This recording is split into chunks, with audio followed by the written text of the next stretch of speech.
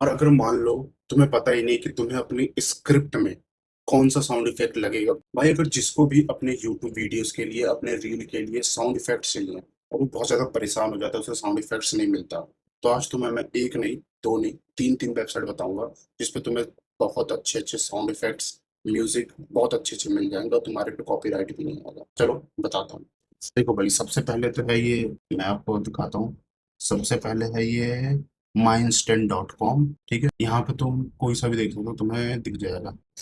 और अगर मान लो तुम्हें पता ही नहीं कि तुम्हें अपनी स्क्रिप्ट में कौन सा साउंड इफेक्ट लगेगा, कौन सा साउंड इफेक्ट अच्छा लगेगा, तुमने कोई स्क्रिप्ट बनाई हो, तुम्हें पता ही नहीं है कि कौन सा साउंड इफेक्ट अच्छा लगेगा, तो उसके लिए कमेंट कर दो। मैं अगली वीडियो में बताऊंगा कि कैसे तुम अपने स्क्रिप्ट से पहचान सकते हो कि कौन से तुम्हारे स्क्रिप्ट में साउंड इफेक्ट अच्छे लगेंगे। बहुत तरह के साउंड इफेक्ट तो बड़े बड़े यूट्यूबर सब यूज करते हैं, वो यहीं से करते हैं।